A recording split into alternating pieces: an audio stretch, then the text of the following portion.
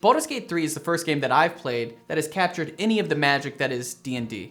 I mean, it's got interesting personalities, freedom of choice, engaging encounters.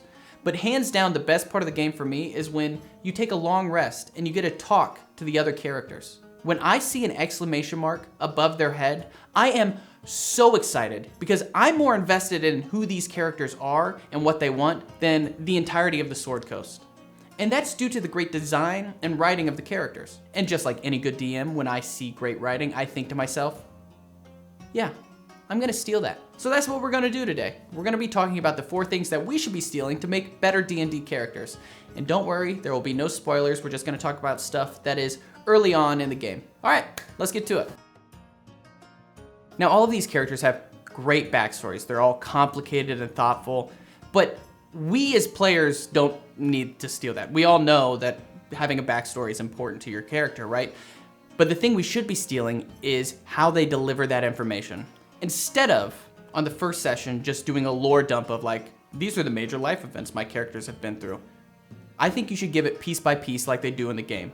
So for example, Will is the Blade of Frontiers. He is this persona who fights demons and protects the Sword Coast. But then you find out that Will is a warlock whose patron is actually a demon. I don't know about you, but that seems a little hypocritical. And then you find out that Will is also the son of royalty. This guy's complicated, okay? He's got a lot going on, but we're finding it out slowly over time, and every single time I find out a new tidbit about him, I'm engaged, I want to hear about it, instead of it just being this huge lore dump, and I'm like, I don't care about any of this information. It's not relevant to the world I'm in. I think we as players should try and make an engaging story for the other players and the DM as well, and slowly reveal this lore so that we are giving a story as well as getting one, right? It's like giving back into the game. And then on the other hand, right, Will's not the only one who does this. Will does it and it's like kind of like he's a little bit secretive and he doesn't want to give you all this information. lae'zel, on the other hand, she's not secretive at all, but she's just too busy talking down to you. She's not going to tell you about her life story, so you have to warm up to her to kind of hear what she's all about. And that feels very rewarding when you get to feel connected to that character and then she feels like giving you that information. So think about that. Try and engage and make sure that your backstory is something that you can give over time and will start to enlighten why your character acts the way they act, instead of just being like, this is who they are, this is everything you need to know about them. It leaves some mystery. You know, mystery's great.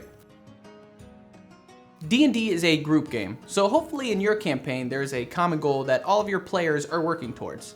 So in Baldur's Gate, the common goal is that we all have a tadpole in our head that will sooner or later turn us into squid, and we kind of need to get that out. I think a pretty reasonable goal that's going to unite a few people. But that doesn't mean that the player's only goal is to get this tadpole out of their head. They have other goals that are also important to them, right? Let's take Shadowheart, for example. My one true BB, okay? Shadowheart has this funny little silly relic that I would love to play with, but she won't let me. And because I want her to like me, I'm not gonna take it from her. And on the other hand, you have Astarion, my other love interest, of course, who is dealing with the fact that he just got out of slavery from his master vampire, and so he's trying to not fall into that again, but also get revenge. And both of those things, the relic and the revenge, are 2 things that are just as strong a motivator as the tadpole is for those characters. If they can do something that both coincides with their goal and the group goal, they want to go that direction. Having a personal goal, I think, is so crucial to fleshing out a character. And I think it's super helpful for DMs because now they have more story to work with. They can take your personal goal and interweave it into the main story, or maybe it's just a side mission that kind of breaks up the tension of the main story. But regardless, I think it's something that every character should have in some capacity. Some of these characters are real weirdos, and we like weirdos, okay? Because they have quirks that have mechanical impacts on the game, right? So let's take Gale, for example. Gale loves putting magical rings in his mouth, okay? And then swallowing that, and then feeding a bomb in his chest so it doesn't blow up. That's like playing D&D on hard mode. Yes, you need food and water, but also you need magical items. And you need to swallow them so you don't get to use them. On the other hand, you have Karlach. Also something in her chest, an infernal engine. It needs maintenance, okay? But her rage is elevated. She has a better rage because of it. You right there, yes. Just because it's not in the book does not mean it's something you can't do. This is a game of make-believe, right? Do these things. This way you can have characters that are truly yours and that are truly unique. There's a good chance that you're gonna make something that's broken, but just adjust, adapt on the fly, you know what I mean? You can do whatever you want. This is me giving you permission, go do that. Make the weirdo, make the thing that is so specific that no one else has ever done. Go for it.